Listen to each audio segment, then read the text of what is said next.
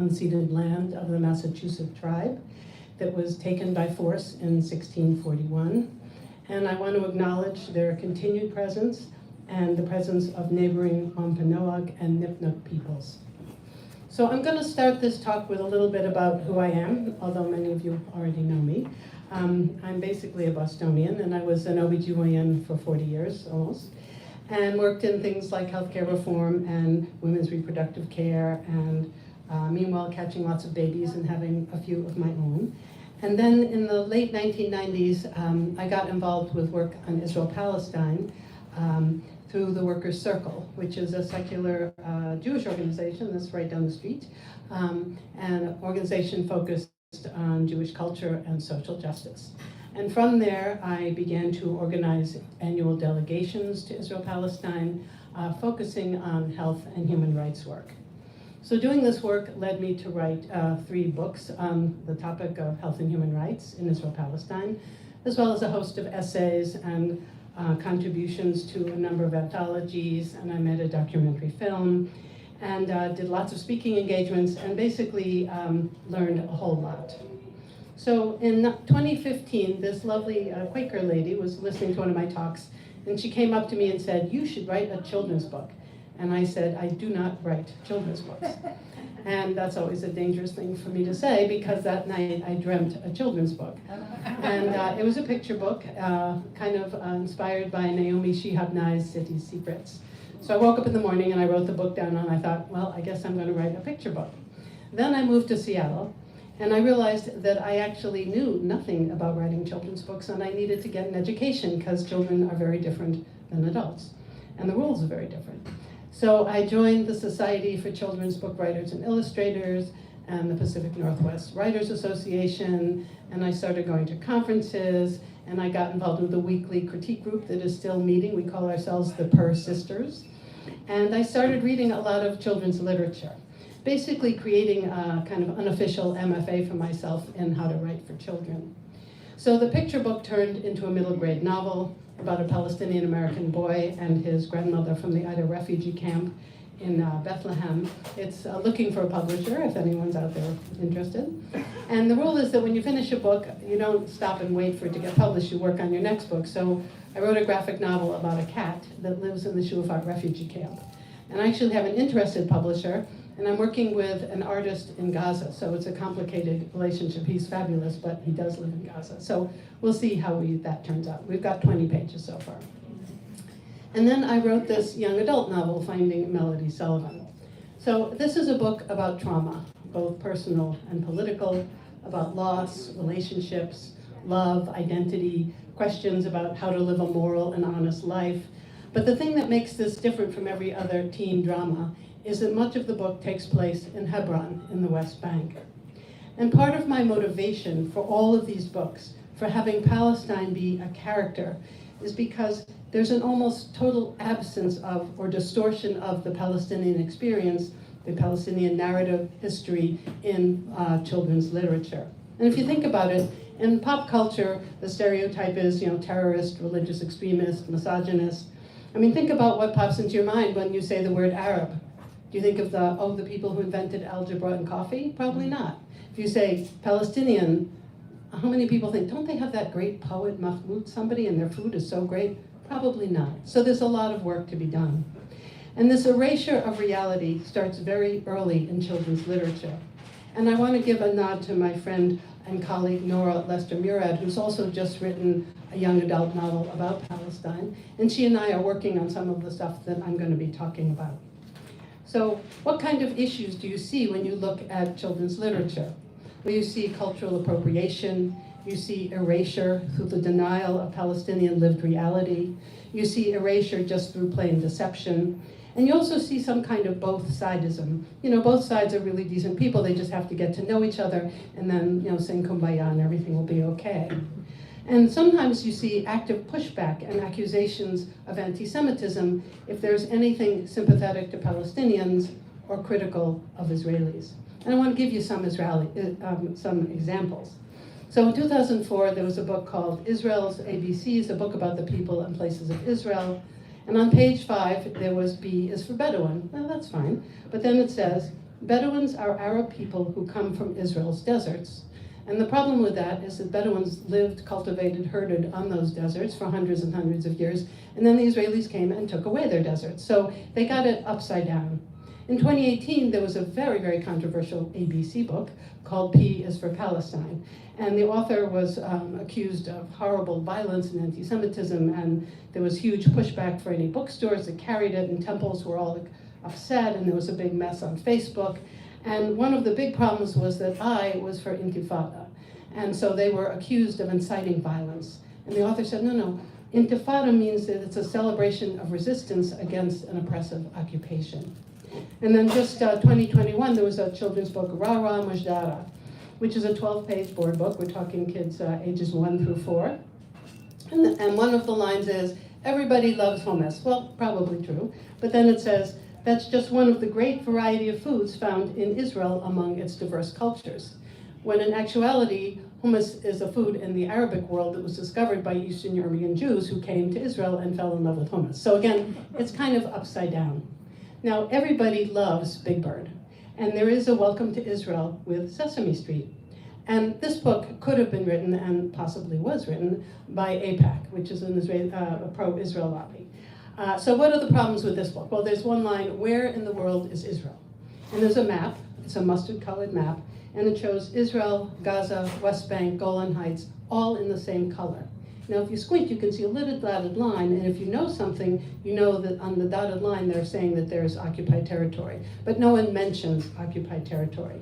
They talk about families that live on farms and grow avocados and olives, and then there's a picture of an ancient olive grove, hundreds of years old, not planted by Israelis, planted by Palestinians hundreds of years ago. They talk about how falafel is a popular Israeli food. And there's a picture of an Orthodox Jew eating falafel, not mentioning he's eating a food that was created in the Arabic world that then he fell in love with. So the book claims that it's giving readers, quote, new tools to become smarter, kinder friends. But how can a kid become friends with someone who's invisible? 20% of Israelis are Palestinian. So again, highly problematic stuff in children's literature. Now, the erasure of Palestinian reality continues in books for older children. You often see books with a picture of East Jerusalem with the Golden Dome, and just the fact that the book says Israel and has a picture of the Golden Dome in East Jerusalem and doesn't mention that East Jerusalem is the Palestinian side of Jerusalem and it was occupied in 67, and just stating world Israel means you're buying Israel's definition of East Jerusalem.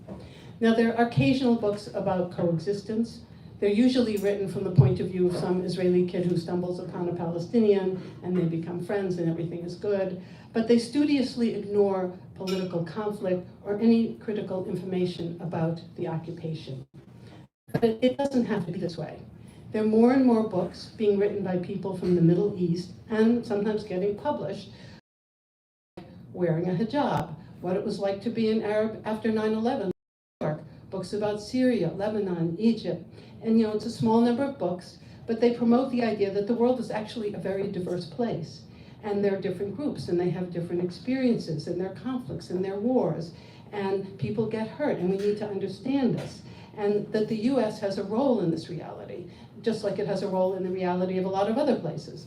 But there's almost nothing in the young adult literature written on on Palestine. So if you look at the last or so years, I found 10 books for young adults in the past 15 years. And I mentioned that when these books finally do get published, there's often enormous pushback, or they're just ignored and disappeared. Now, Nora and I have been interviewing teachers who've been using books about Palestine, and many of them report being fired, being censored, being accused of being an anti-Semite, losing their jobs, as I said, being doxxed, having death threats. So this accusation that can happen to you, or the fear of the accusation of anti-Semitism, along with the lack of books, is a major factor as to why Palestine is not taught in schools. I mean, let's face it, it's just too much hassle. It's too much controversy. It's almost like these books are banned before they're even written. So I would propose that we can do better than that as white people, as Jewish people, as people working in solidarity with BIPOC communities. And why is this important? Well, we learn about people by hearing their stories, and we learn about ourselves by seeing our stories reflected back to us. And learning about Palestinian culture is a gateway to other Arab cultures. And not only is there a significant Palestinian diaspora in this country, just go to Brooklyn or Los Angeles, Detroit, Palestinians are a significant refugee community in the world. And in Israel-Palestine, there are some 5.5 million people living under occupation and 2 million as second-class citizens in Israel. So the Middle East is a very important place to understand, and it's very important for US political relations. So we need to really understand all of what's going on in its complexity and diversity. And we want our kids to have this kind of historical and media literacy. The other critical piece in this changing environment is that we need to support teachers and librarians in doing this work. And there's some very good resources that are coming out. One of them is called Teach Palestine, put out by the Middle East Children's Alliance. And so one of the things that Nora and I are focusing on is, so you teach a book about Palestine, well, how do you deal with the fact that you're going to be accused of anti-Semitism? What are the resources? What are the guidelines? And it's very complicated. You know, school teachers do not have the same rights in terms of freedom of speech. They have different labor protections. They are at risk for harassment and surveillance. It all depends on the school system. Who controls the curriculum? Is it a public school or a private school? So do they have union support? Do they have community support? It's a very complicated problem. So Nora and I are working on this project, and you'll obviously hear more about it when we get it all put together. So why is it important to do this? I think this is all relevant to teachers and librarians and parents and grandparents if we're trying to uplift an anti-racist education for our children. If we're going to be honest with our children about settler colonialism, whether it's in the United States or South Africa or Australia or Israel, and if we're going to ground US history in a foundational role of slavery and the dispossession of indigenous peoples, we will see connections between Black Lives Matter and the Palestinian struggle against occupation, police brutality, surveillance, intolerance, stereotyping. You know, we want to work on decolonizing our understanding of history and people. So this conversation actually goes way beyond Palestine, and it exists in a world with rising levels of white supremacy, racism, Islamophobia, and real anti-Semitism. Now, the other problem is that there's an extensive number of groups of, quote, pro-Israel groups that monitor all speech, all publications, all books on Palestine. And when they find something they don't like, they generate a host of negative responses, often the accusation of anti-Semitism. And I want to explore that favorite weapon, accusing a teacher of anti-Semitism. Now, you may have heard of the IHRA definition of anti-Semitism. It's been adopted by the US State Department. It's coming up all over the country. And what this is about is that in 2016, the International Holocaust Remembrance Alliance, IHRA, Committee on Anti-Semitism and Holocaust Denial, they worked together to build a consensus on defining anti-Semitism. And it was not the finished product, it was a working document. And they used many of the classical examples that you can all, the horrible examples you can all think of. But of the 11 examples, 7 of them were some form of criticism of Israel. And this is a very contentious list, obviously. But instead of leading to further discussion, which is what it was meant to do, it became widely adopted all over the country and actually internationally. And so it's being used to accuse people of anti-Semitism who question Israeli policies or have any sympathy towards Palestinians. And if you want to read, I think, a much better definition of anti-Semitism, because this is an important bigotry to understand, I recommend you Google the Jerusalem Declaration. And we can see this impact on children's literature and writers and teachers and librarians. So how do we think about this critically? And I think for starters, it's important to remember that Israel is a state. And I would argue that a state should be distinguished from Jews as a people, a culture, a religious group, some of whom embrace Zionism, which is the national movement privileging Jews over other folks in historic Palestine, and some who do not embrace Zionism. And in a democratic society, citizens have a right to criticize the behavior of a state.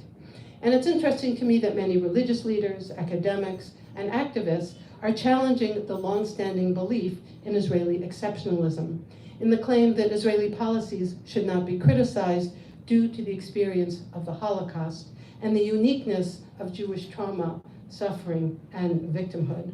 And there have been some cracks in the wall. Recently, the US Department of Education's Office for Civil Rights refused to adopt the IHRA definition, as well as the King County City Council, where I live, and the American Bar Association. So there's some ruffling of the feathers going on.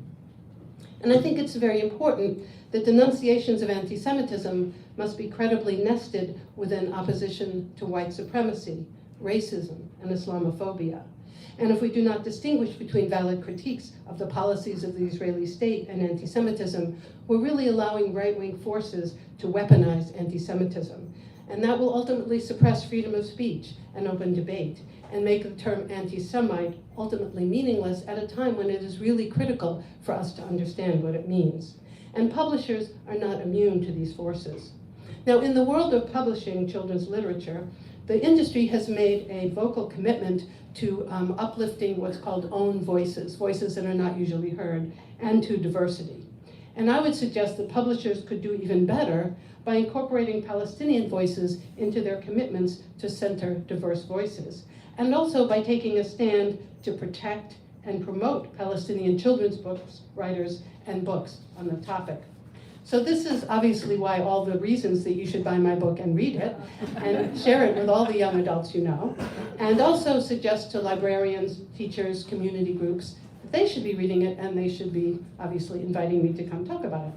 And I'm very interested in doing events with Palestinians from whatever community I'm talking in. So this is all very theoretical, and I want to just stop and think, well, how do I interest young adults in this?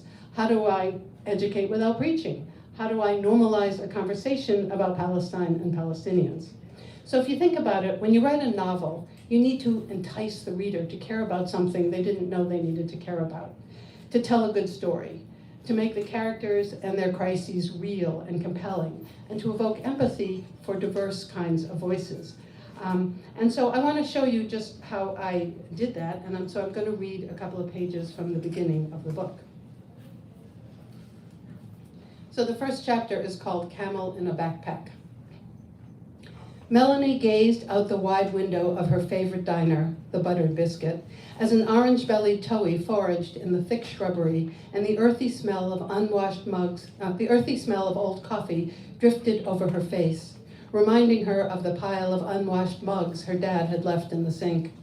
Her dense red curls were squashed by a black baseball cap, the visor on backwards.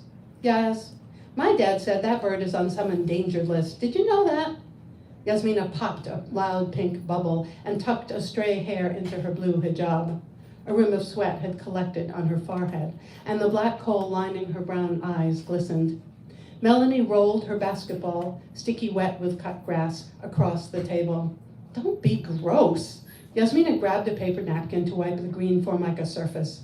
Just because I'm older doesn't mean I have to clean up after you. Thanks, Mom. The words slipped out before Melody could stop them. Instinctively, her fingers went to the fading pink scars on her wrist. She always expected them to be red and raw, a screaming billboard for her grief. Yasmina's eyes narrowed as she watched Melody trace the raised, bumpy lines. She opened her mouth to say something, but before she could, Melanie preempted her. She wasn't in the mood for Yasmina's pity or understanding. That bird's just like me, endangered. Melody meant to sound flippant, but instead it came out sounding pathetic, like a bird with a broken wing. The two friends stared across the table, a tense silence. The ball bounced onto the faux leather seat, and Yasmina wedged it against the wall as the smell of fried onions and sizzling bacon wafted into their faces. The speckled Formica counter across their booth was lined with customers and steaming cups of coffee. A multi-leveled plastic display of pies turned slowly near the cash register. Melanie folded her hands into her lap, thoughts unfinished as usual. Sometimes she felt so broken, so unfixable, even Yaz couldn't help her. The waitress hustled over with their food. Okay, darlings, that's 2 Cokes, 1 Diet, 1 regular, 1 cheeseburger, tomato on the side, 1 donut. Melanie nodded. Thanks. She frowned as she spotted a tall, gangly teenager peeking from behind the waitress. Aaron, fuck. Melanie reached for her cheeseburger and whispered, Mr. Not So Cute is here again.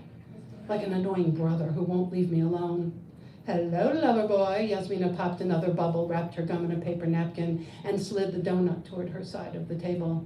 Aaron winced, and then cleared his throat after the waitress disappeared. Hi. Awkward silence. He slid his hands into the pockets of his jeans and shifted uncomfortably from side to side, the cuffs too short, exposing white socks. His eyes were framed by black glasses. Yasmina smiled. Are you stalking us or something? Aaron blushed and waved his hand. Oh, no, really, no. Well, what's up? Melanie asked, taking a loud slurp of Coke. Aaron took a deep breath. Could I join you two, like for a Coke or something? Melanie side-eyed Yasmina, but her friend slid over toward the window and chirped, sure. She patted her hand on the seat, jangling 2 gold bangles. God, Yaz is always so cheerful. This dork tried to kiss me in fucking preschool, and it's been downhill ever since. Should have whacked him with a Lego or something. The waitress appeared again, ready to take Aaron's order. I'll have a Coke. He nodded at Yasmina. Not that hungry? Yasmina nodded. The burgers aren't halal. I'm not kosher, Aaron said. Too bad. So we're in the same boat, Yasmina smiled. Oh, Aaron and Yasmina having this little bonding moment over food. So not in the mood for his klutzy nerdiness. She caught a whiff of his citrusy, sour man sweat. Don't you get tired of keeping track, Melody asked. Eat this, don't eat that. I can barely keep track of what I had for dinner last night. Not that my dad has the slightest idea how to cook. Kosher? My grandma did that, but my mom, never. She smirked. Personally, I'm worried about those awful slaughterhouses, so maybe I should just be a vegetarian. Wipe that crooked grin off your face, girl, Yasmina said. I could go all veggie, except for the part about not eating hamburgers. Melanie chomped. Ha, laughed Yasmina. I know, I'm a shameless carnivore, and you two are serious about religion. It's so weird. I just don't get all the rules. Life's already too complicated. But I love you anyway, said Yasmina. Suddenly serious, she turned toward Aaron. You know, Jews and Muslims really have a lot in common, like us. Aaron raised his eyebrows. Are you for real? Oh, is Yaz going to do her religion as a force for good and can unite us speech, children of Abraham, blah, blah, blah? Oh God, not with Aaron. Better introduce some reality here. Then there's my dad. Melanie rubbed her nose ring. Catholic, but so not Catholic. That priest abuse shit was the final straw. It's so perverted, gross. Yasmina nodded. Unchallenged power corrupts, wherever. So that's how the book starts. So we have 3 characters. This is a small town in Vermont, a college town. We have Melody Sullivan, she's 16, very depressed and cynical. Her mother's died of breast cancer. She pours her heart out into angsty poetry. We have Yasmina Khadur, who's 17, her best friend, practicing Muslim. A very solid, educated, ambitious young woman who has some very painful, dark secrets. And then we have Aaron Shapiro, who's a kind of klutzy, nerdy 16-year-old who's dreaming of becoming a rabbi, has a total crush on Melody, who can't stand him, and he thinks he can rescue her from her despair. So by setting these 3 very different characters up in this town, I can explore both their personal and their political issues, traumas, et cetera, through 3 very different voices, which is actually kind of fun and gives a lot to play with. So, you know, in any good novel, something really terrible has to happen. So I assure you something does, but I also assure you I will not tell you what it is because I want you to buy the book. So what happens is that the terrible things start happening, and Melody's emotionally distant father, who is a professor, gets a paper accepted in a conference in Jerusalem, and he decides to take Melody to Jerusalem for the, quote, trip of a lifetime, and obviously she would rather die than go on a trip with her father to anywhere.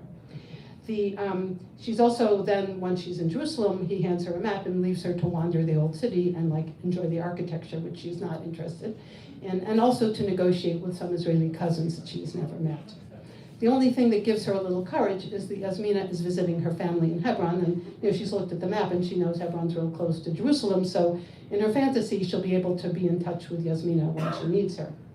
Meanwhile, we have Aaron back home, who summons his courage to share his feelings with Melody via text message, and he's actually much more eloquent by text than in person, so there's all sorts of stuff developing between Aaron, who's passionately in love with Melody, and Melody, who's alone and wandering through Jerusalem.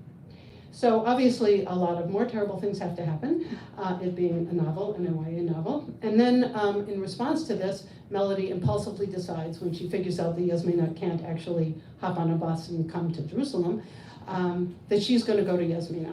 So she figures out where the Arab bus station is, she gets on the bus, she's befriended by a lovely nurse named Hudur, who's giving her sort of the translation of what she's seeing as the bus rolls towards the Bethlehem terminal.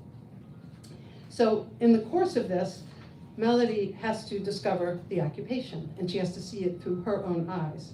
And she discovers that there's a world of injustice outside of her and a world of resilience outside of her. And so she has to grow up learning all of these things. She also discovers that Yasmina is dealing with her uncle, who is a journalist, who has been horribly wounded by an Israeli soldier. And of course, Aaron is totally freaking out because his source about these Arabs is that, they all want to kill the Jews, and his religious father and his temple community are just giving him all this information about how dangerous this thing is that Melody's doing. And he has a cousin who's a settler and also in the IDF. So Aaron is then texting her all this stuff about what he thinks is going to happen to her. So in this book, I actually make a fourth character, which is Palestine and the occupation. And so all of this has to come together and has to interact with each other. So I want to show you sort of how I do that, because that's the fun part, actually. So we have Melody, she's in the bus. Khaloud has been talking to her about what's going on, explaining to her about permits and that kind of stuff. And they arrive at the Bethlehem checkpoint. And for those of you who haven't been there, it's an enormous, enormous, imposing concrete wall. It's not a fence, there's nothing subtle about it, it's a huge wall. So the bus pulls up, and this is where we go. Khaloud, Aaron called it a fence. Melanie stared at the huge wall of concrete as the bus turned into the checkpoint, her nose almost pressed against the window. She felt her pulse thumping in her head. That wall looks like a fucking prison. She looked around at the other passengers in the bus. No one seemed anxious or even surprised. So this is normal? Melanie took out her phone and snapped pictures through the window. Wait till Aaron sees this. She focused on a discordant blue and white sign. Peace be with you. Peace? Really? Not exactly. Khaloud grabbed her arm and pushed it down. Don't do that, dear. This is a military terminal. You don't want to annoy the Israeli soldiers. Oh, right, that was dumb. Melanie stuck her phone into her pack and blushed. What would they do if they saw me? She pulled her baseball cap down to cover her face a bit. Should I be scared? Or am I just plain stupid? She tugged on her cap. My dear, they might yell, delete your photos, confiscate your phone. They could arrest you, send you back to Jerusalem, depending on their mood. Their mood? Her mind flashed forward, her father storming into some dismal basement prison cell to find her, handcuffed and hungry. She could see the headlines in the college newspaper back home. 16-year-old daughter of college professor arrested on spy charges in Israel. That would get his attention. Dear, Bethlehem is a walled city under occupation. We live and breathe at the whim and will of the soldiers.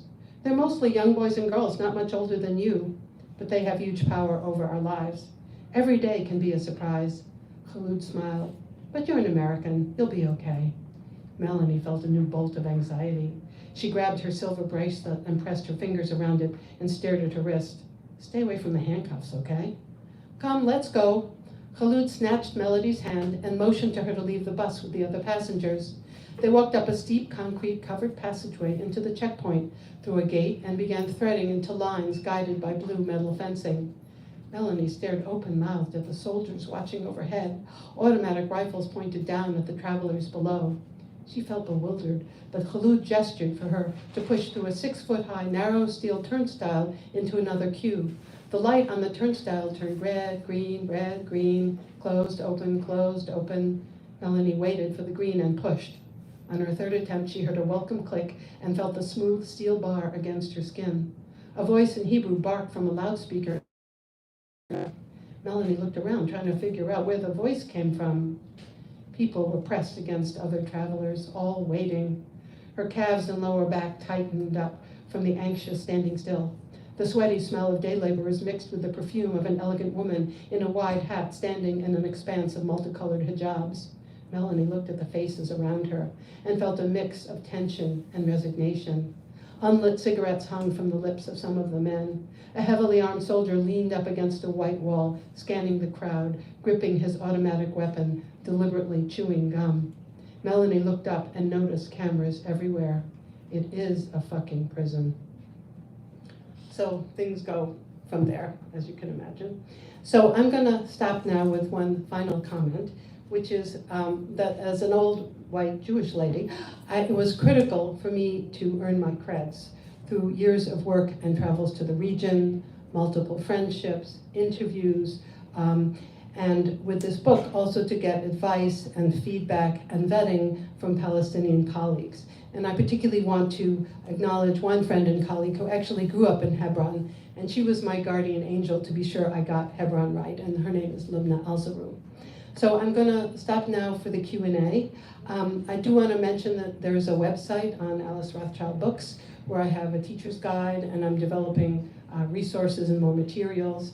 And when you buy the book, you can sign up for my MailChimp if you wanna have more information, either just about this book or in general about the stuff I'm doing. So I'm gonna open it up for Q&A, and if you raise your hand, I'll call on you, and then I will repeat your question so everyone can hear it.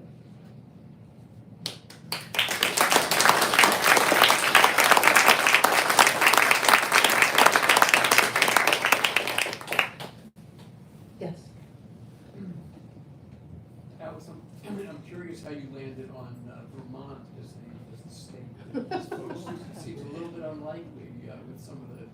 So the question is, how did I land on Vermont as a state for these kids to be in? I wanted some sort of rurally kind of place where there were colleges, sort of liberal colleges, where there would be faculty that could be from different parts of the world, and Vermont seemed like a good choice. I didn't want to name a college, obviously, but it kind of, I wanted to evoke a leafy college in Vermont somewhere.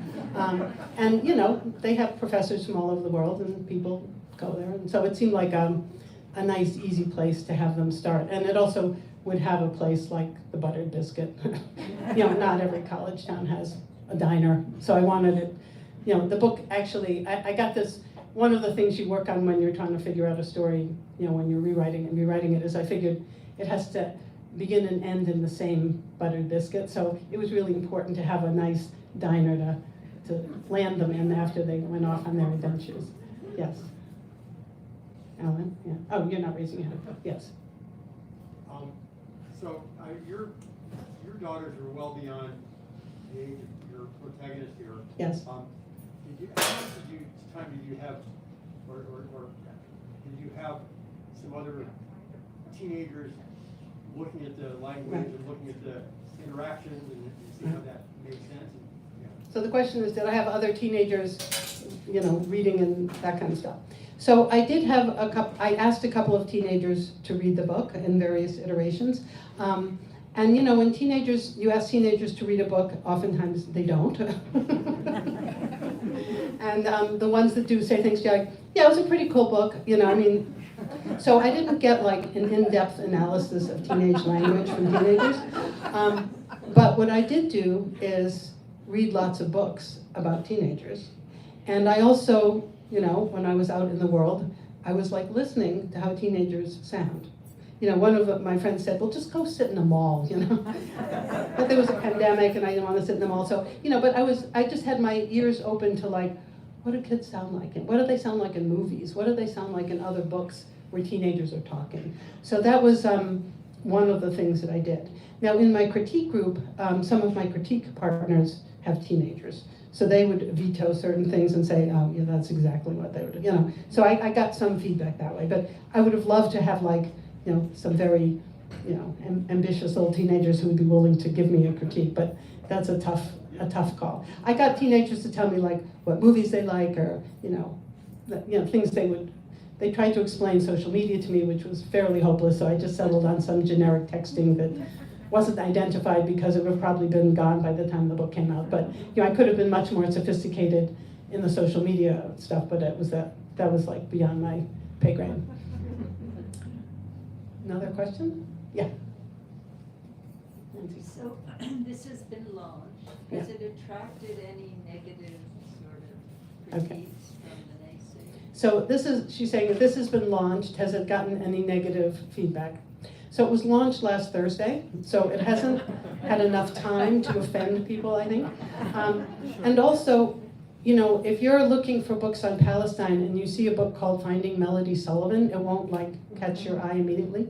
So this is a stealth book, so I'm hoping it'll kind of sneak in. I will know that I'm being well read when I start getting attacked, I mean, obviously. So there hasn't been enough time.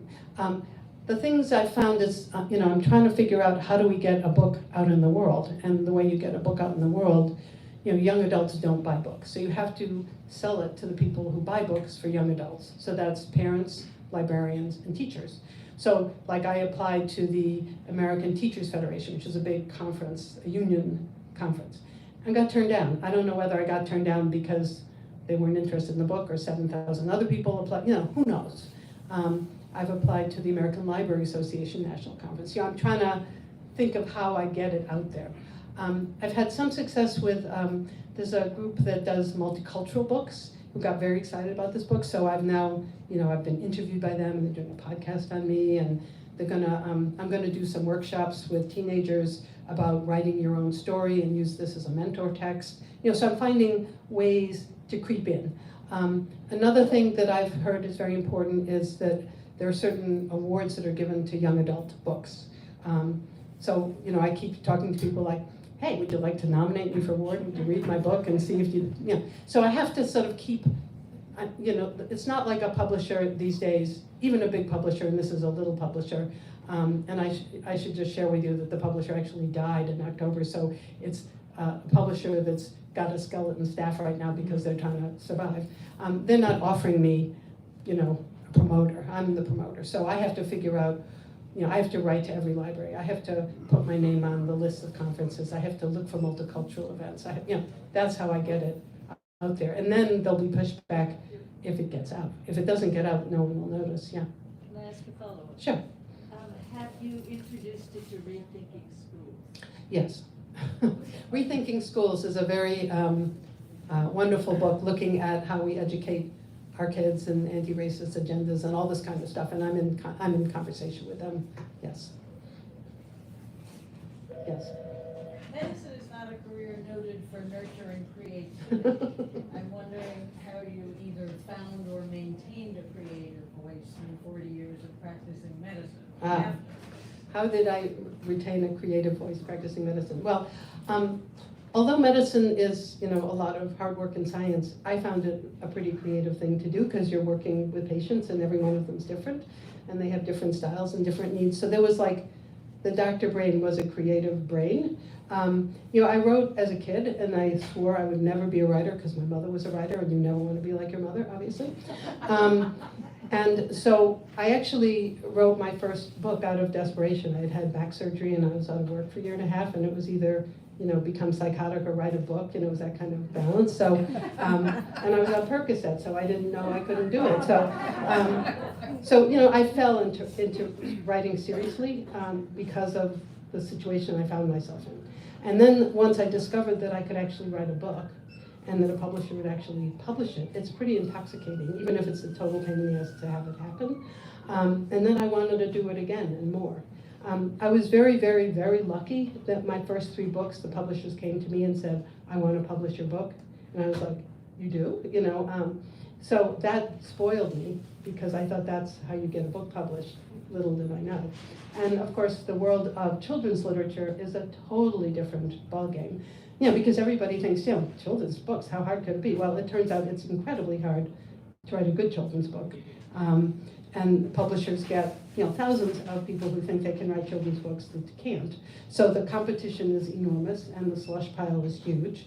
And, you know, getting an agent is like knocking your head against the wall. So even the children's world is even harder than the adult world. But it just, you know, once I retired, you know, it was like the next thing to do because I was already writing. So, and I really love to write, you know, so it was like, this is fun, but then I'm also like driven to be published. You know, I have this sort of, the doctor brain wants to accomplish something, you know. So that's how it all works for me. And it's actually kind of fun, you know, I mean, the thing about I'd never written a novel before, and the thing about a novel, it's like being God, you know, you can like, well, they should get into this trouble, and they should fall in love with that person, but they should hate that person, you know, it's like, ooh, and then what'll happen when that happens, you know. So, you know, I had the basic storyline, but I didn't quite know how it was all gonna happen, and so I'd try something out, and it would fall flat, and my critique partners would say, you know, that really doesn't work, and then I go, okay, oh, that doesn't work, what doesn't work, and, you know, so you play back and forth. And it's fun for me because my critique partners are totally different than me. They're like 20 years younger than me. None of them are East Coast or Jewish people. You know, they live in very different lives, and they're writing, you know, fantasy and spirit, you know, magic, but we're very good editors for each other. So it's a really good place for me to play because it's not like an echo chamber. It's like they push me. Yeah. Yes. Hi, Alice. Hi. I don't know if you remember me, Corona. Yeah. I do remember you. Welcome back. Thank Great you. to see you. I have 3 questions. Okay. The choice of the name Melody Sullivan threw me off. Yes. Good. Oh, I was gonna write about Jerusalem and you know who's Melody Sullivan. Right. So, maybe you can clarify why did you pick this name? Okay. The choice of Hebron to be the city where Yeah. Yasmina is. Maybe you can tell us a little bit Right. about that. And number 3 is, can you give me clues to how I can push this book in my kids' school so that they can use it for Sure. their middle school students? Okay, so just for the last question about pushing it for middle school, this is a YA book, and it's not appropriate for middle school. So this is like 15 years old, So high school? high school, right? This is not a middle school book. All right. Hopefully I will get you a middle school book soon, but I don't have one yet. So first of all, the question was, why did I pick Melody Sullivan as the name? So it's supposed to throw you off. It's supposed to give you no clue that this is a book about Palestine. That was the goal, okay? And I picked Sullivan so that she didn't, you know, so many kids come from families where one parent is Jewish and one parent is not Jewish. So I was not going to make her a totally Jewish kid. I wanted her to have all the complexities of families that have parents from different backgrounds. So it was fun to have her father's name be Sullivan and for her to have bright red hair and all that stuff. And Melody is because her parents were kind of, you know, it was the generation I thought would name their kid Melody. You know, it was just like, it seemed like it wasn't going to be, you know, Susan, and it wasn't going to be, you know, Acacia or Twilight or something. Melody felt like the right name, you know. These are not at all rational decisions, okay? So having made that non-rational decision, I was very happy with it. So why did I pick Hebron for Yasmina to live in? So first of all, I picked Hebron because I've stayed in Hebron a number of times, and I've wandered a lot through Hebron. So I felt like I have a sort of gut feeling about what the city feels like. And because Hebron is a place of incredible conflict and sort of, for me, the fruition of the settler movement is in Hebron, with the most right-wing crazy settlers. And you know, it seemed like a good place to pick for this. And it was a place that I actually felt some familiarity with. And also because I have a dear friend who grew up in Hebron. I've stayed in her house. I've known her for 20 years. You know, I had enough, you know, I can't write about something I don't really know about. So I have to be very careful as a white Jewish person if I'm writing about Palestine. So I had to pick a city I felt I knew enough about, and that I had enough ability to check in with someone who would give me the real true story here. And that had enough craziness going on that it would reveal to the reader why this is crazy. So Hebron seemed to be like a good place for that. I could have obviously picked a host of other cities in the West Bank. That was the one that came to mind, yeah. Yes. Hi, Gordy Schiff, Hi, how yeah. are you? Hi. This is slightly off the children's book part, but things are really grim in Israel, right? They just killed 10 more kids today in Nablus, I guess it's called. I'm just wondering how you keep going and not get discouraged, because it's really, I mean, of course, you know, there's no sense that it's your fault that we haven't been able to turn the tide. You've been unbelievably outspoken and articulate, but how do you keep from getting discouraged about what's going on there? So first of all, I would use the word Israel-Palestine, not Israel, because Palestinian is not in Israel. So the question is, how do I keep going and how do I not get discouraged? Well, I obviously get totally discouraged a lot because it's very discouraging. So for me, I am much more comfortable making a lot of noise than being quiet. It's just how I am. So for me, I feel less discouraged if I'm talking and writing and making noise. And it's like I work with a group called We Are Not Numbers, which is mentoring young writers in Gaza. So I get to match mentors and writers. Anyone wants to be a mentor, please talk to me. And we have hundreds of kids who want to be writing their stories, and we mentor them. And these stories are heartbreakingly sad, as well as thrillingly happy, because there are happy things that happen in Gaza. But, doing that makes me feel less disempowered than not doing anything. So for me, doing something feels better than doing nothing. Although discouraged, I'm discouraged about the United States, Ukraine, you name a country, there's something horrifically discouraged about it. The rising fascism in this world, climate change. These are not happy times. So the question is, if we're going to bother to get up in the morning, what are we going to do? And maybe people feel like if I can get through the day, that's what I can do, and that's perfectly fine.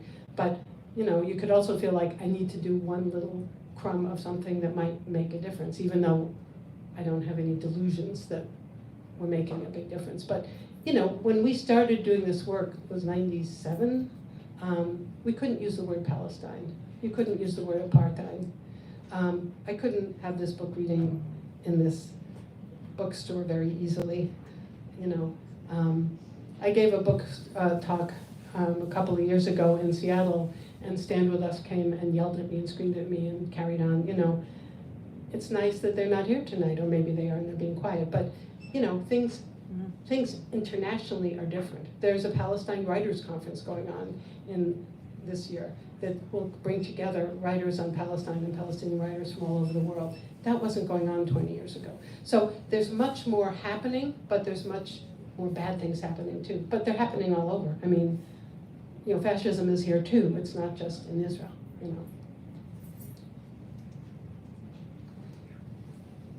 Oh, yes?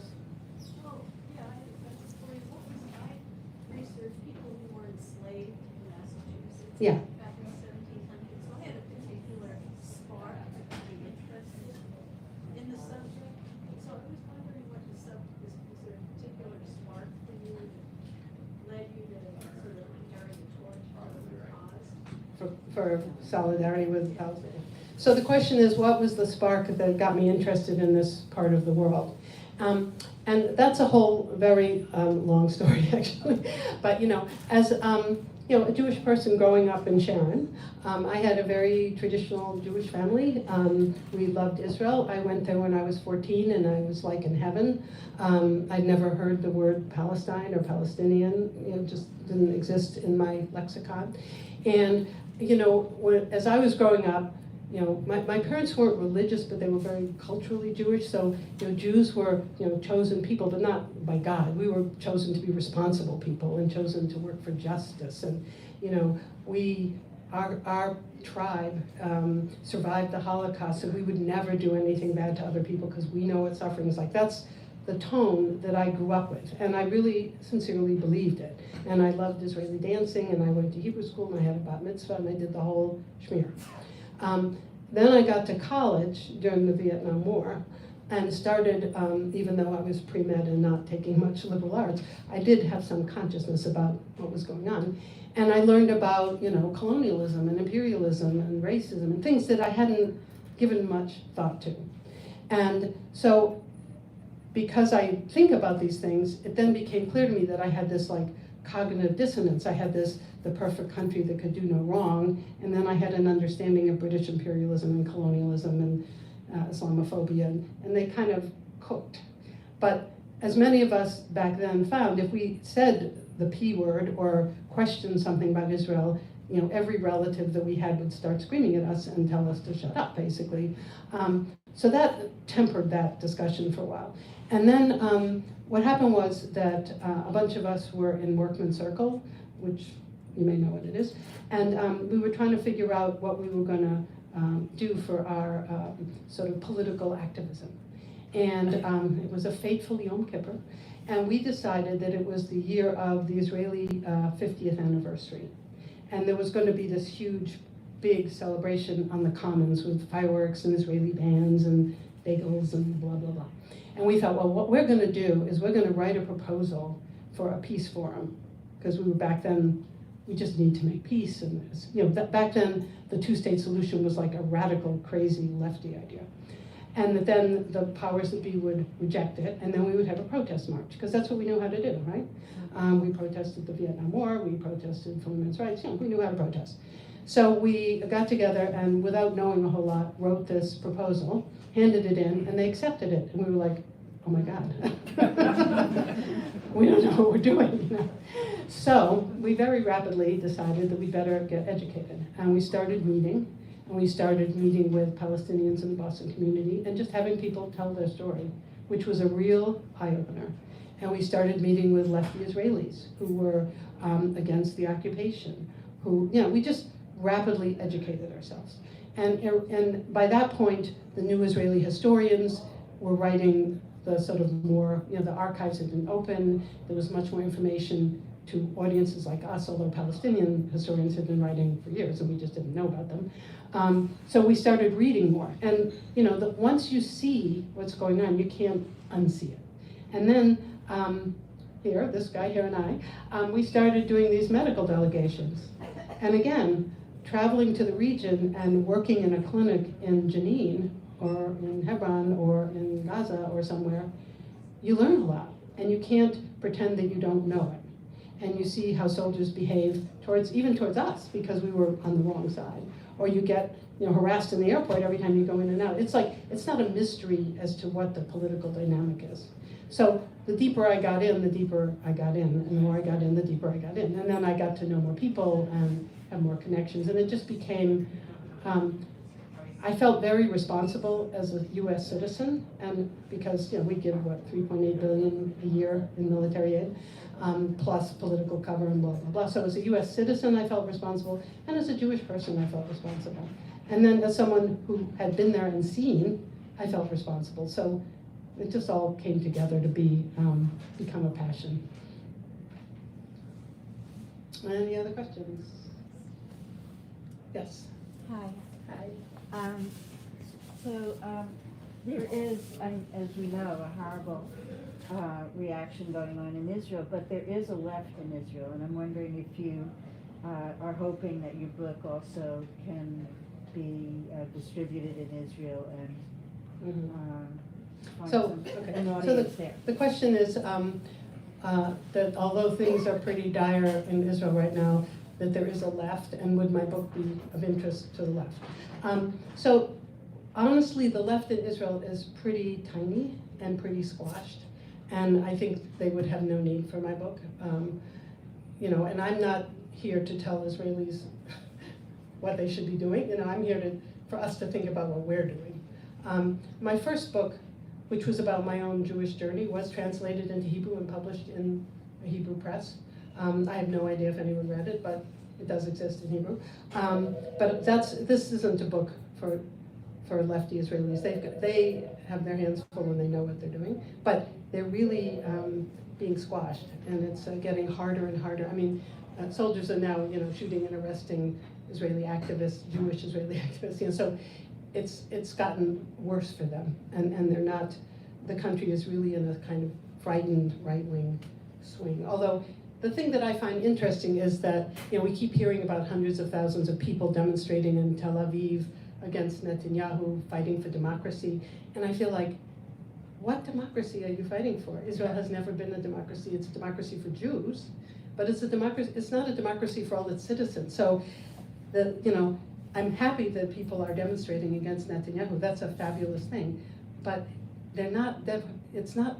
They have this fantasy that this is a democracy, and I think it is a fantasy, because if 20% of the population is second class in terms of what happens, and there's 5 million people are occupied, and you're not giving them the vote.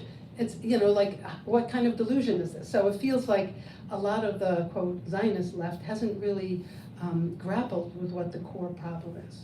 So I'm happy they're out there demonstrating, but they're not demonstrating for the benefit of Palestinians. They're demonstrating for their own safety, which I get. They're really in danger, but it's a complicated thing. Yeah. Maybe one last question and we'll sign books. Yes. I loved your talk, and I was noticing a sort of arc from narrative and sort of a storytelling feeling to this tense political analysis, and then moving on out again toward the mystery. And I just found it tremendously effective. And Oh, I good. wondered if you would print it and make it available. It was really good, and I have a couple of people I Sure. wanted to kind of Sure. show it to. So this friend of mine is very lovely, asked me if I would print my doc. So first of all, this is live streamed, and so it is going to be Brookline Booksmith. It is available to be seen, right? Okay. Yes, it'll be, it can be uploaded later, it won't be up immediately. So how long does it take for it to be uploaded? It varies. So here's 1 to 2 another, weeks. huh? 1 to 2 weeks. Okay, and for those of us who are technologically challenged, how do we find it? You go to youtube.com and you search for Brookline Booksmith, and then if you click on our page, you should be able to find it. Okay, so youtube.com, write this down on your phones, Brookline Booksmith, and then you can find it. Okay. The reason I'm not going to write this down is that these are thoughts that I'm developing, and Nora Lesser-Murad and I are going to be writing a lot, and writing, developing these ideas and trying to figure out how to say it the best way. So this is my first foray into it, and it'll be available, on YouTube. So, but thank you for all your kind thoughts. But it's the theme of what we're going to be looking at. Yeah. One last question? Nope. Okay, so how do we do this now? What happens? Thanks, everyone. You had great questions. So if we want to do the signing line.